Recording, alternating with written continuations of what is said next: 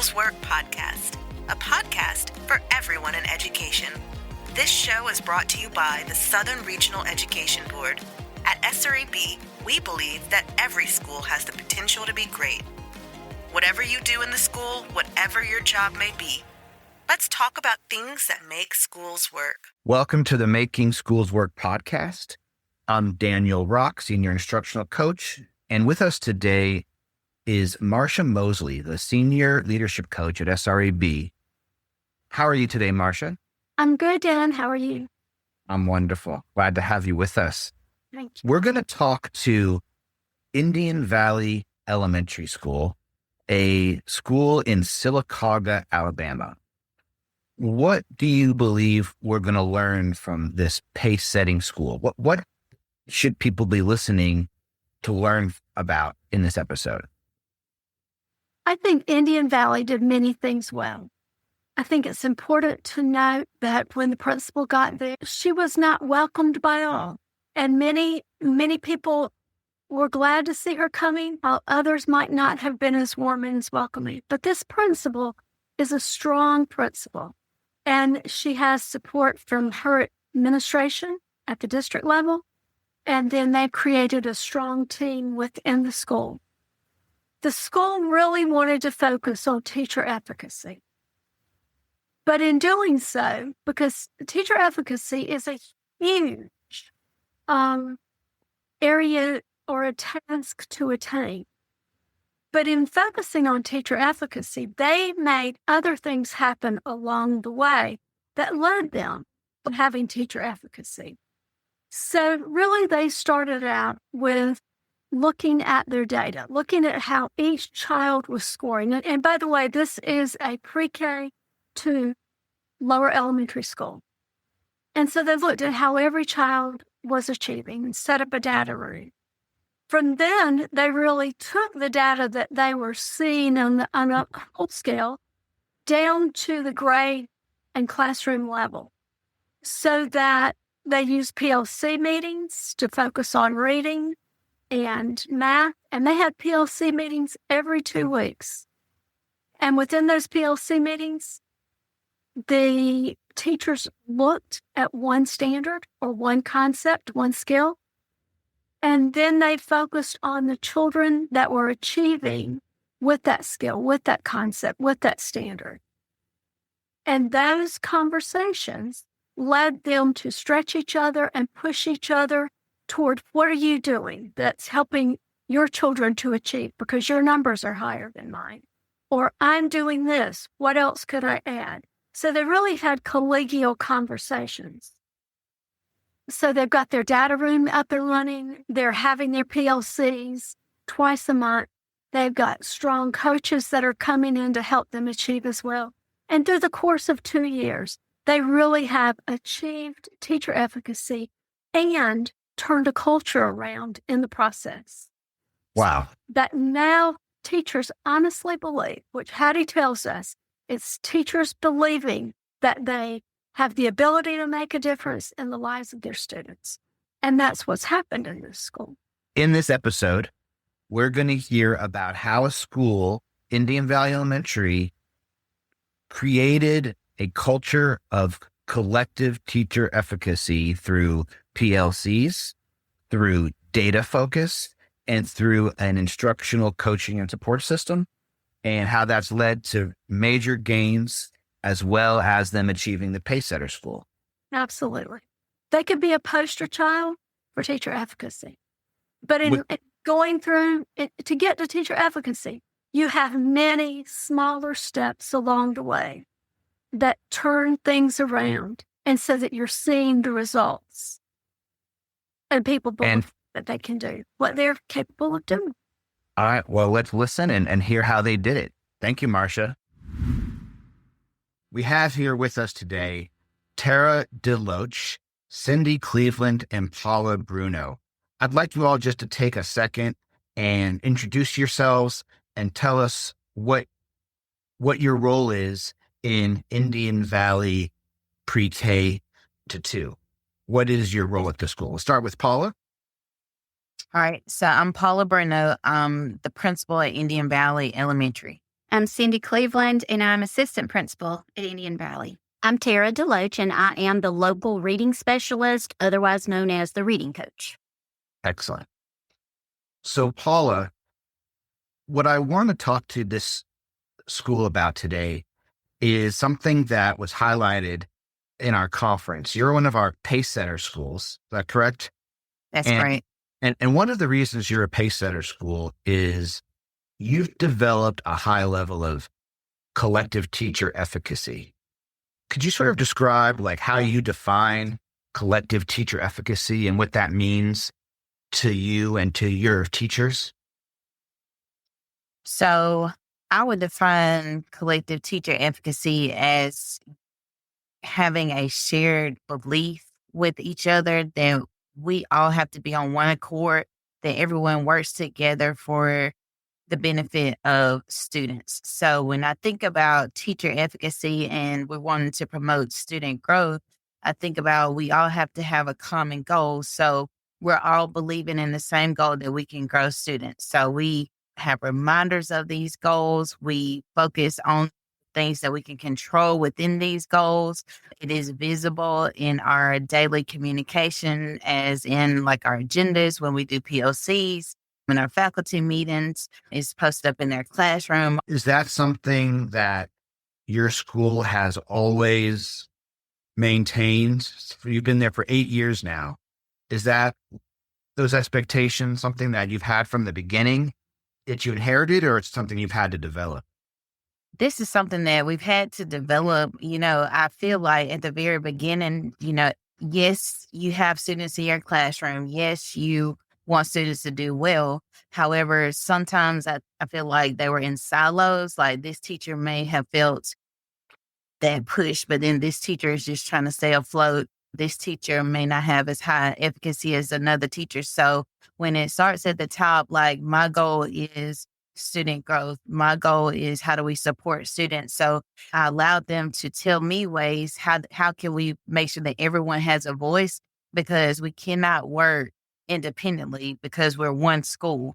What are the most important steps that your leadership team has taken to make that happen? So we start out with a survey to the staff so that we can just kind of get the pulse of the school to figure out where are they wellness wise, where are they instructional wise. We have around 20 questions on the survey, and it kind of tells like, how do you feel teachers interact with students? What do you feel is most important to support students here? And just kind of give teachers an opportunity to say, hey, this is what I'm feeling in this school. This is what I feel like we need more support on. These are some things that I can do to help reach the goal. And so I feel like when you give teachers a voice, and this voice is lifted up in various things, because one of my sayings is also, I would not like for someone to come to me with a complaint without having a solution. So the only way for us to get better is for us to figure out what's the solution to help move the school. So I don't like to be complacent. I don't like to stay at one point for a long time, because we can always get better. But I have to have buy-in. I have to have the support of the school in order to move students. And so if there's ever a weak link, or if there's ever someone that's not on the same track, I got to figure out what is it that they need so that we can help move in the same direction. So you gave this survey to give you some data on the climate of the school from the teacher perspective. Can you take a minute and think about a specific item from that survey and help me trace that from the question to the data you received and then the action that you took and the outcome? Whether it worked or it didn't work, right? But take me through one of those items in the survey, and I'd love to hear it from everyone's perspective. One of those questions that I remember kind of sticking out as we went through the results was an overall feel of the culture. One question related to, do you feel heard at work? Do you want to be at work? Are you here for the students? Just kind of based around those questions. In years past, unfortunately, not everyone on staff felt safe at work. Not everyone felt heard. So And there were also things on there that we realized were things that were outside of our control of what we can do at school while we have these children here at school. So we really had to come up with a plan when we decided to present this first at faculty, break it into grade levels with our PLCs of, okay, we hear you. We know everyone has something. Everyone's bringing something, whether that's an outside, something we can't control for us as adults, whether it's a student. But what we have to do is try to figure out a way to leave those things at the door and focus on what we can focus on and what we can control while we have them here. So Dr. Bruno had an idea with that. We kind of started our first PLC of really just being very transparent with the staff and putting feelings aside, knowing that they are being heard, but that these are our students. We've got to move past because what we've done in the past did not work. So now this is not just something that's a burden or what you feel is a burden on you. This is something that we need to address as a school. When we share data, it's not going to be individual teachers, it's Indian Valley's data. So what can we do as a school that we're all on the same page and we're all on the same team? And our goal is to move students. So we started by doing a what we can control and what we cannot control chart. This was completely, the teachers did it. We put on sticky notes, and then we let them help us put on the stickies. It's a T-chart. What can we control while we have these children here and what can we not? The things that we cannot control, we're going to talk about them right now, and we're not going to revisit those anymore because it's out of our control. So let's not chase our tail and waste time of these days on those things. Let's figure out what we can control and what is our plan to target what we can control to move the children. We can say that we know how our teachers feel, but until we get it in a survey and we really let the teachers be heard, that's not always easy. It's not easy for an administrator to sit and read results sometimes of things that we may have thought we were in a better place than what the teachers actually feel like. But it also helped us know that, okay, we do need to hear them and let's address these things. Let's break it down one by one. I feel like some of the safety was that. Also feel like some of the safety kind of went with, they didn't really know if, they didn't feel like they could just come talk and share things that may be on their mind, things that were, because let's be honest, we all as teachers have things that are on our mind as well, even though we come in and it's easy to say, leave it at the door. Right. It's easier said than done. So we all have to feel like they didn't know quite sure how and if we were available to listen. They just wanted to be heard. So making time for them to understand we are here for them. We say a family. I know that's kind of a term that everyone uses. However, I've been here, this is 20 years. I do feel like in the past several years that we really are family. I feel like we have more of our staff who know that they can come talk to us, and we tell them to put family first. You can only take care of the children if you're in a good place as well. So focusing on teacher well-being as well as staff, as well as the students. Are there any recommendations that you applied that you believe increases psychological safety of teachers so that they feel that way? Well, I would just like to insert there as you think about being in a leadership role. Sometimes as leaders, we have to just, in order to help move the school, sometimes you just have to take that shot for the sake of the school. I know sometimes Miss Cleveland and I, we get together and it's uncomfortable when you have someone come to you with some things that you are not happy that they've said because you kind of put them up a little bit. And you're like, well, I can't believe that they said that when we have all these different areas for them. But what happens is we have to not take things personal, and we have to know that if we don't allow them to get it out, that we're going to still be stagnant, be in the same place. So we when we send out surveys, they're anonymous, so nobody knows where they come from. But you know that you're always going to have one. So we look at the trends, and if we're trending upward, we'll take that growth.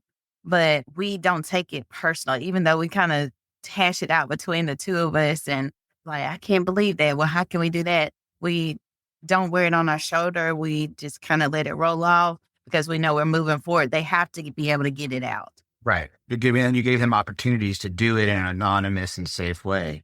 Right. Can I speak to something with the safety as well? Please. I was a classroom teacher here before I became the coach. I've been in the system for 31 years. And when I was a teacher and we would have data meetings and we would put the data in front of us, like for my class personally, you didn't want anyone to see your data. Now, I had good data. I felt like I was a pretty strong teacher after 26 years in first grade. So my data looked good. But then you have these teachers over here where only 30% of her class benchmark. And she did not want anyone to see it. She was like hiding it in the folder.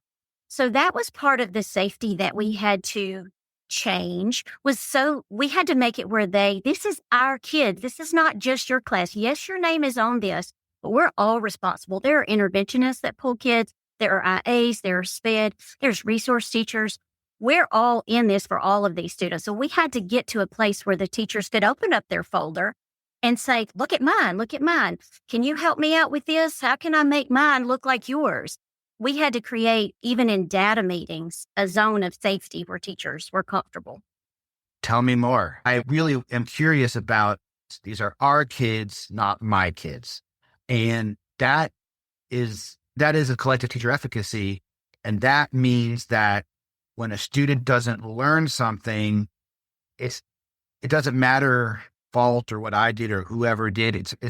We need to help them learn it. And that's all that matters. So my question is, tell me more about daily routines or structures. You were just describing something, a zone of safety, things like that, Tara, that you put in place or that the school has in place that builds that feeling of collective efficacy. One of the main things was just knowing that every single teacher in the building needs support.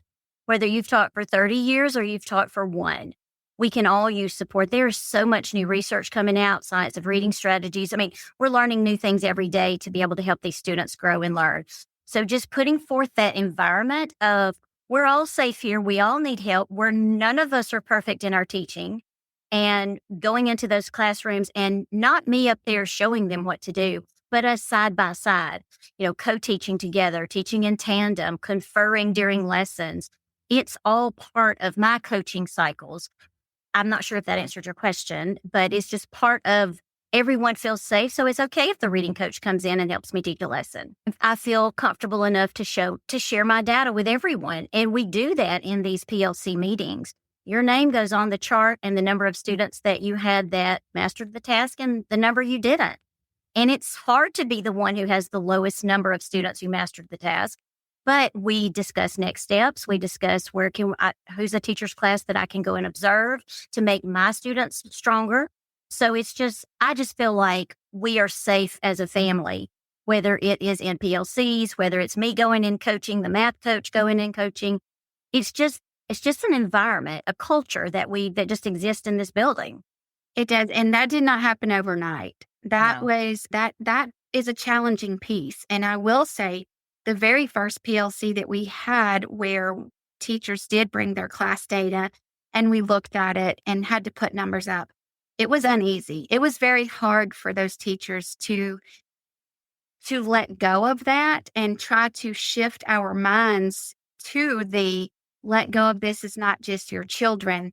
We can't help if we don't all take part in this. We even went so far as I remember us drawing a little stick figure up and labeling every part of this person with a staff member of this school, whether that's from custodian to bus driver to lunchroom ladies. Everyone plays a part.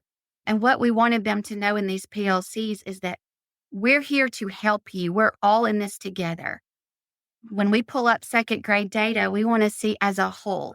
And then let's break it down. If we have one second grade teacher who does have a high percentage here, what is she doing that could benefit this team? And again, it was not an overnight work, but the beauty of it now is that when they do put their numbers up, we have in-house PD happening in the moment, to where instead of having to go or sign up for outside professional development, our teachers do it with each other by collaboration every PLC meeting, because they want to know, well, how do you have 96% of your children on this standard at mastery, and I'm over here with 12 that got it, and 15 that didn't. What are you doing that I can do? And now they learn from each other, and they watch and go into these classrooms, which again adds to the trust and environment with the culture here. And that's been a big change. And I would also add to that, like when we put the numbers up, when we put the data up, it's not done in a threatening way. We own it. This is where we are. So what are we going to do to help support to make this number higher? Every teacher, every grade level, we set goals at the beginning of the year. If we're at 70% at the beginning of the year, where do we want to be by the end of the year? So how do we get there as a grade level? How do we get there by every teacher? So everybody has a say on how do we move forward. So again, when you talk about collective efficacy, everyone has a seat at the table. So it's not, so when your data goes up, we go back to what did we say we want our goal to be? And how do we want to get there? So what you said at the beginning of the year, are we sticking to that? Do you need some support in this area? What do we need to, what do you need to help make sure that we make this goal by the end of the year? So it's not done in a threatening way. I understand that people, everyone wants their job. Everyone needs their job. So I don't want them to think it's punitive if, you have low scores. Now my job is to figure out what supports that you need to help increase your scores, because at the end of the day, students are at stake. So when parents send their child to school, they want their child to learn. We all went to school. We said we wanted to help pour into these children's lives so that they can learn and be motivated. So that's what we want to do. So when you're talking about putting the data, when you're talking about the ownership within the PLCs, I feel like we look at it holistically. We have charts all over the PLC room, the data room, where we look at it as a whole, Indian Valley as a whole. Then we drill it down to ELA and math. Then we drill it down to domains. Then we drill it down to teachers, whether we need it. So everyone has a seat at the table. So what you've done is extraordinary. And you're right, it does not happen overnight. And there's so many pieces that I'm hearing that you've implemented. But one thing, when I talk to leaders in schools and they're trying to do something similar, they hit obstacles. It's almost inevitable, right? So can you talk about some obstacles that you hit along the way and where you may have had to change course or even throw out something that you were doing and try something different mid-year and course correct? I'll go with this. And I remember one obstacle when we did start this and we did present the data and that they were going to share their data. I will tell you that we had teachers in tears, even though we wanted to ensure them that this is a safe place. It was kind of we did norms so that they know what, we're all in this together. We're not putting you out. This is not to be a punishment of any way. However, we can't help if we don't know what you need. Is it resources? I mean, we go in the rooms and we see, but there was an opportunity for everyone to kind of put their feelings aside and let's just be real. And that was hard. After one of the meetings, Dr. Bruno and I sat there, and I really wasn't sure if we would have that group of teachers or at least a few of those even come back. It got into some feelings there, and they were not happy with that. So that was an obstacle. Then you start questioning, is this what we need to do? Is this really it? But we stuck with it and just kept reassuring with our norms of the PLCs that we're here to help, that we're all in this together. Luckily, with time, those teachers did not leave. They came back.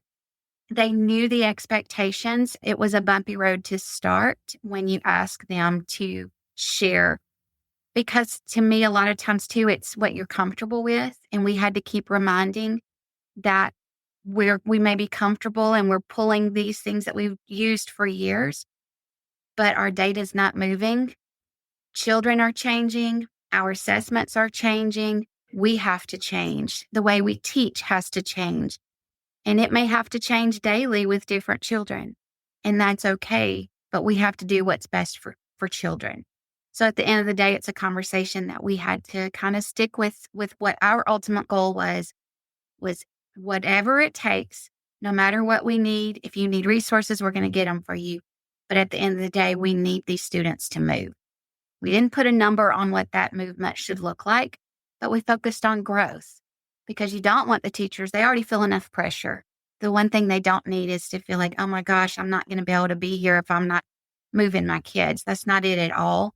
It's also not I'm going to send them to the interventionist down the hall and let them fix it. That's where it was, we're all in this together. We're all pieces of this puzzle. So luckily over time and with those expectations, they knew what to expect coming in. So that helped the process.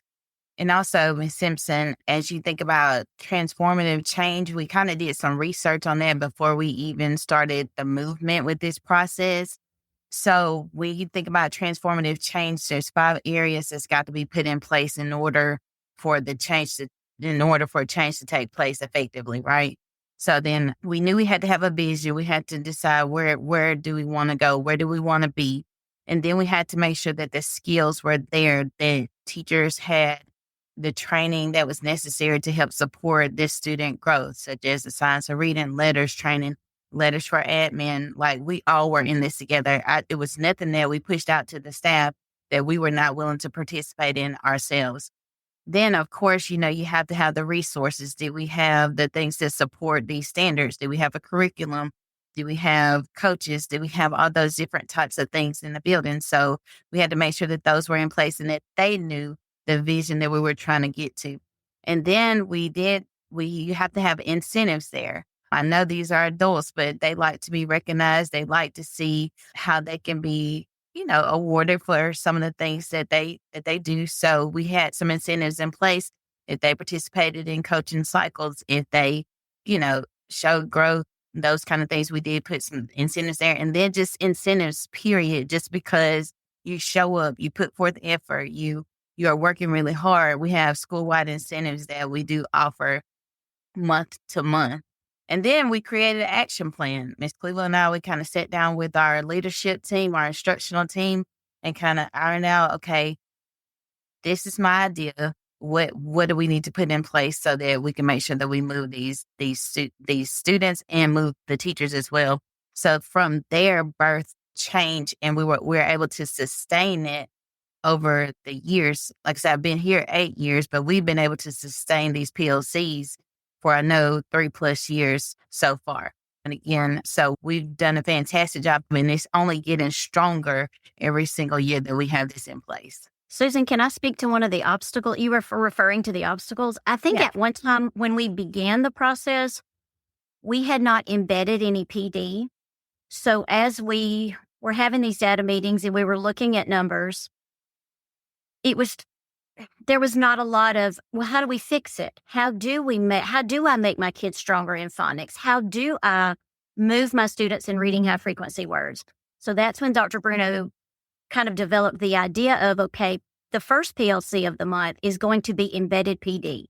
That's where we're going to pull in Alabama Reading Initiative videos. We're going to pull in our letters training, all of our science of reading instructional strategies.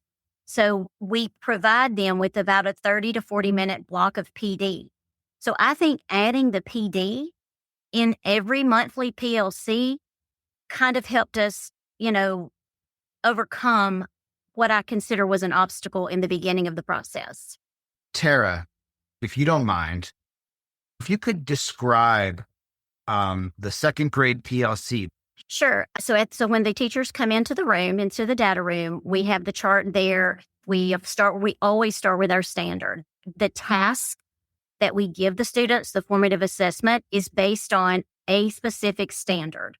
one that we feel like encompasses a lot of things and is very common. So for instance, this one with math is creating and interpreting a bar graph. So we have the standard at the top. And when the teachers come in, their names are there to the left. And then you have two columns. You have a got it and a not yet. We didn't say got it and not got it. We do a got it and a not yet. And we just put how many students. We use the proficiency scales as part of our rubrics to see what it would be to say you were proficient, or are you still developing, or are you just a beginner in this standard?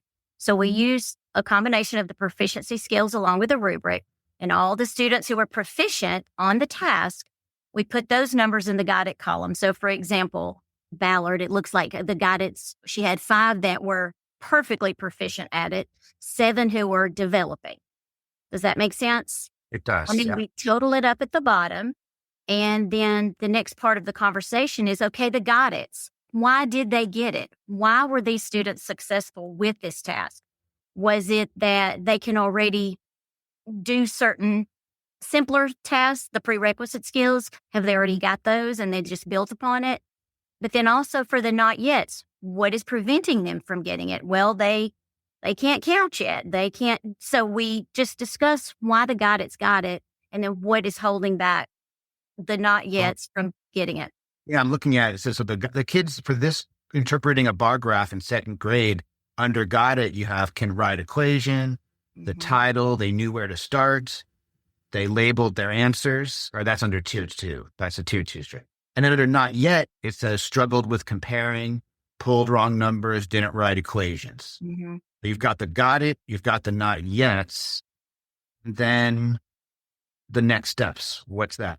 Correct. So we just discussed next steps, especially those teachers whose students did well at it. They will share out some of the things that they used in their classroom to help the students get it, whether it was more explicit small group instruction, whether it was like stations that the students could rotate to during center time that was practicing this skill. So we let them share what they were doing, but we also just decide, okay, what is the standard telling us? What does this student still need to help them get it? So just continuing with in tier 2 instruction might be a next step, more explicit lessons in this. And then we also discuss the resources that we might need, whether it's, manipulatives or, coaching is a resource. So just the different things that would help us all for those little not yet. How can we get them to master this standard? And teachers are able to walk away with a plan. Like it's just not, these students don't have it yet, so I don't know what else to do.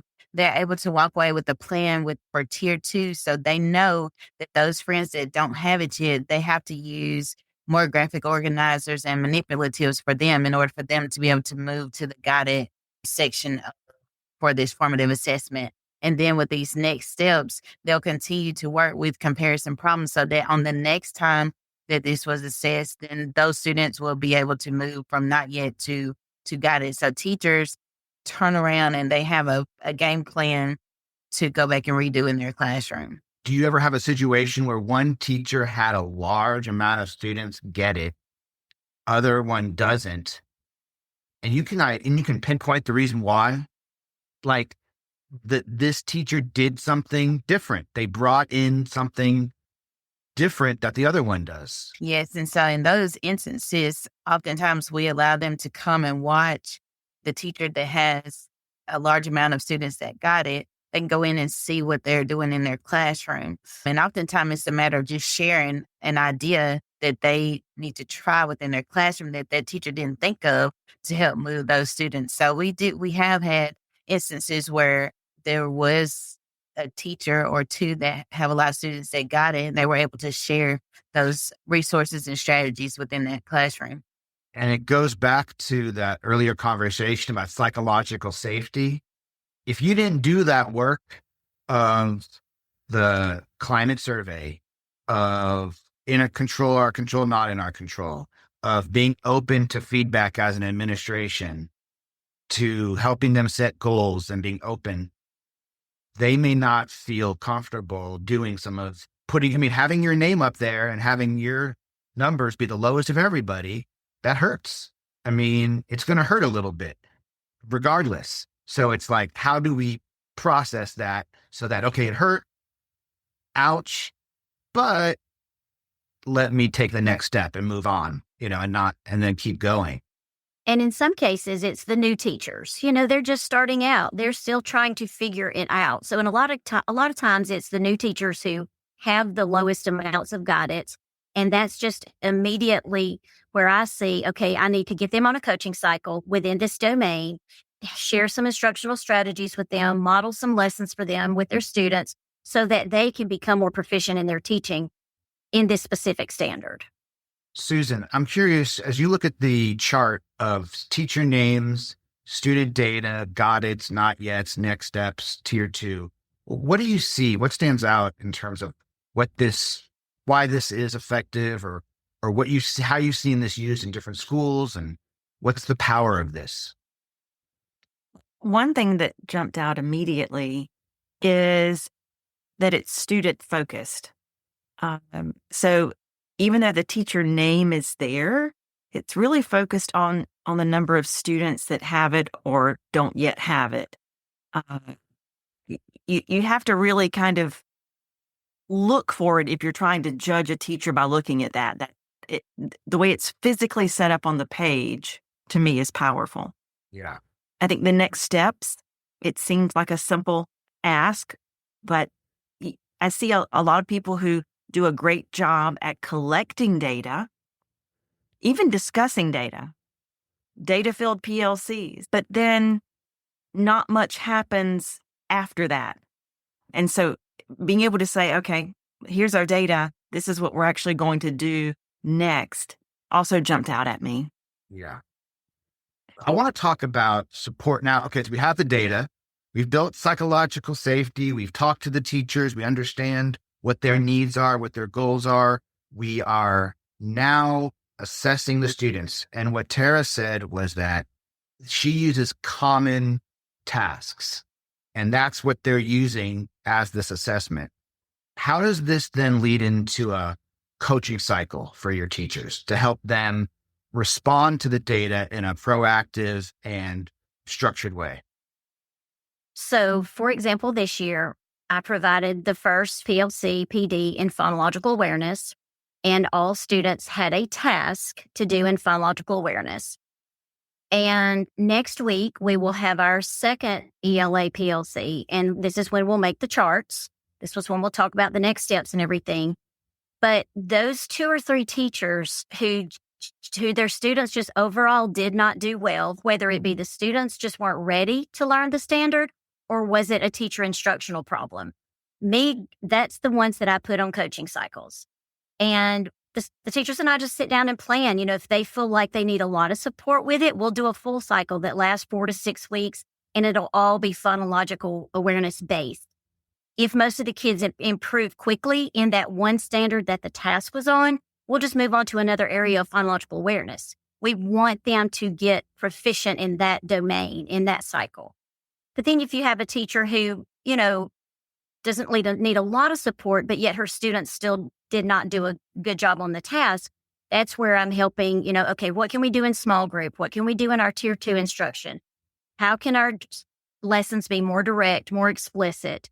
How can we do more of a scaffolding for the students with the I do, we do, you do, that type of thing. So it just really leads to good next steps to start a coaching cycle with those teachers. I want to just point out something that's different that I hear you saying is your cycle is based on the element of learning, on the skill, on the science of learning domain of phonemic awareness, fluency, vocabulary.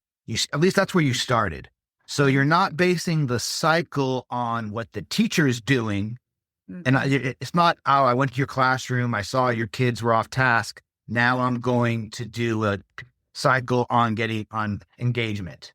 You're starting from the student-centered skill and then saying, let's assess where our kids are on the skill. Okay, this group of kids need help. Whoever the teacher is, doesn't matter. These kids need help. So let's collaborate on ways to help those kids. And that's that cycle. That is correct. And, our state test is ACAP, and our second graders take ACAP at the end of the year, and it is domain specific. So our thought process as the instructional team here at Indian Valley, the domains go by steps. If you don't have phonemic awareness, you can't be good at phonics. If you don't have phonics, you can't read fluently. If you can't read fluently, you can't comprehend. So that's why we use the domains centered around the student learning. And it's like a stair step. September, we have the phonological awareness. October, we have our phonics. We have fluency November. And it's guiding their learning up those stairs until we get to a full reader that can comprehend, which is our goal. And that goes back to the collective teacher efficacy, because it's about the student learning, not about the teacher practice. Paula? Yes, I just wanted to add, we did something, as I said before, we're always looking to get better every year. So this year, we provided each teacher with a survey that dealt with the domains to get a comfort, to see what is their comfort level in the domains. So I wanted to know how aware were they for the phonemic awareness domain, how aware were they for the phonics and fluency domain. So they were able to tell us their comfort level for each one of the domains. So we know with efficacy, where teachers feel the highest, that's where they're going to perform better. So taking that route, we were able to see the areas that teachers needed more support. So say I had a teacher that was not really strong in phonemic awareness, we know that if she's not really strong in that area, and we have students that have deficiency areas in that area based on the already survey, then we know that we need to provide some mini coaching cycles in there, or just some collaboration around phonological awareness to help support the teacher and the students. So we did that this year with the PLCs. So this kind of helps us build our continuous improvement plan, as everything is circled around how do we support staff and students to help them grow. So we have done it. Yeah. You're always trying to find more data to figure out what is happening with your students and your teachers. Yes. You're constantly checking in and pulling that and trying to understand where things are, not just leaving it to your impression. Oh, I think they got it, or I think she's strong. There's both the student work data and then there's the self-reporting, and those both tell a story. Right. We're running short on time. I do want to let Tara talk just a little bit more about the cycle. Step 1, identify the standard, understand the standard. Step 2, collect data. Step 3, identify where kids are struggling, why they're struggling, and if there's groups of students that are struggling in a specific class, then what? So what is that? Then what do you do? Once you've identified where that is, what happens next? So once we've identified where the students are based on the formative assessment, then that is just a conversation that the teacher and I have. We sit down, we sort, we put the task out there, we sort the task, we say, okay, all of these got it, so they no longer need support in this, so we're going to give them some more of a challenge activity, because they're ready for that, or more difficult multisyllabic words or whatever. But then with those that we see that almost got it, then we make a little small group and we provide just more review of it, more using manipulative, using graphic organizers. They just might need a little extra push. We plan practice that they can do at station time that helps them become more confident in this standard. But then there's always that group of students who just did not do well at all. And for those, they're missing prerequisite skills. They are missing foundational things that they missed the year before. And looking at the task, looking at our universal screener data, we give literacy tasks that kind of drill down to the lowest efficiency. We just sit down with all the data, myself and the teacher, and we go through each child and we group them and say, okay, this is the group that needs the most support. They need a tier 2 lesson every day. Our universal screener has something called a toolbox, and it's like a teacher toolbox where that you can go and get instructional lessons from. So we use that as a resource. We use routines that come with our core curriculum. So it's just providing for that lowest group, where are the gaps? What are they missing? and starting to fill those chunks in, because we know they can't learn in the tier 1 world if they don't have the prerequisite skills. So it's just that conversation with the teacher of what does each individual student need, and grouping the students so that we can fulfill that need. It sounds like you're acting as a thought partner It's a think to partner. collaborate with them. One question I have, and remind me again, how long would you say you've been actively working on this initiative? PLC, like these structured, systematic PLC Yes. system combined with these coaching cycles. Yeah. I would say the past 3-4 years, it was right after that push with COVID. I would say the past 3 or 4 years, we've really kind of taken off with this and tried to help strengthen this every year. And so if I were to go in and talk to a group of students and just start asking them about their experience, their learning experience at your school, they may not be able to reference this chart, right? But what would the students say that would provide evidence of this working? What do you think they would say? I think they would say they know what support is. We have a lot of additional hands to provide the support needed inside the classroom. They meet whole group with their teacher. They know what tier 2 means, is to be pulled back to the table with their teacher. Then some of them get that third dip where they go with an interventionist. They get math support the same way. The beauty of it here being at this age is that everyone is able to get support as needed. Students don't always know exactly what they need, but at this age, we're able to provide and start trying to close in the gaps that we see at an early age. And the more data that we have, the more it shows us that. I do feel like a learning curve for us also, we've talked with our teachers about having these real conversations with the students, because even though they are young, they need to know. And by using graphs for their benchmark testing, they can see. We actually at our math PLC yesterday, our math coach provided a good little visual with a flower that's going to sprout and then have the blooms, so that the students have a visual of where they are right now and the end goal of what we're trying to get them to. So just having, even though they're young, they can understand those things. So I think that's an area that we're working more towards. Again, sometimes teachers don't feel like children understand those things, but it's important for them to take ownership even at this early age of their learning and know where they're trying to go. So you already answered my second question, which was around student ownership of learning. And that's a big deal. And schools and districts all over the country are talking about how to start that early.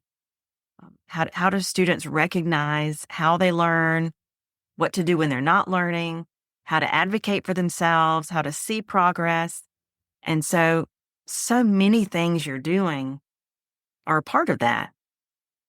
And you're setting them up for success in later grades. So I just want to end with, Paula, tell us some of the things you're most proud of about Indian Valley Elementary. I'm most proud of everyone's willingness to work together for the benefit of the students. I cannot tell you how many times we've sat down in instructional team meeting and, I just get these ideas and I put it in front of the team. And sometimes they have to say, Dr. Bruno, I don't know about that right now.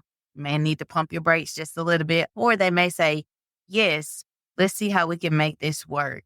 So they embrace things that were better students. They embrace things that were better teachers. So I'm most proud that everyone's willingness to work together to help benefit students. Like, it's not really about us, but it is about us. But it's not about us, and we're here for the students. So I just appreciate that most of all. And like, we have Mr. Loach and Miss Cleveland here, those are people that you want on your team, that you all have the same vision. You have the same goal. You want what's best interest for yourself and for these students. And you're always trying to find ways to get better. I can't tell you how many times I'll shoot them an email. It could be at night or something of an idea that I've seen where it's going to help us get better, and they'll embrace it and say, oh yeah, I think this would be a good idea. I'll look into this. So we're always finding ways to get better because there's always room for improvement. So I just appreciate that here for anybody. I can't do this alone. And I tell them that I can't do this alone. I know that we are in a space where, we can be the best possible, because I believe that's my efficacy, that I believe that we can be the best possible school there is. However, I can't do it alone. So I have to make sure that everyone is supported with that same goal and same vision, that setting one of the better foundations here at Indian Valley. And to piggyback off that, I would like to say how much we appreciate Dr. Moseley with what she's done with us. Because again, that's a partnership. And when she started and came into Indian Valley several years ago and, was kind of helping us along the way of looking at our work and providing us, let's think about this for next steps. And then for her to come back and see the PLC in process. And she was like, you know what?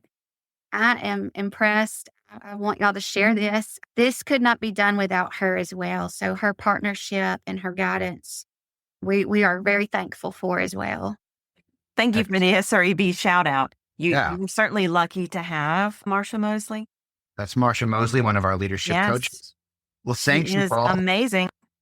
Thank you so much. And we look forward to seeing you again next year at summer conference and continuing to see the amazing growth happening at Indian Valley Elementary. Thank you. Thank you so much for the opportunity. Thank you. Thank you for listening to this episode brought to you by the Southern Regional Education Board. SREB is a nonprofit dedicated to improving education from pre-K all the way to PhD and into the workforce. Visit sreb.org for resources on instructional practices, teacher data, career pathways, and more. And don't forget to like, subscribe, and follow us on social media. You can find us on Facebook at SREB-School Improvement and on Twitter/X and Instagram, both at SREB Education. See you next week.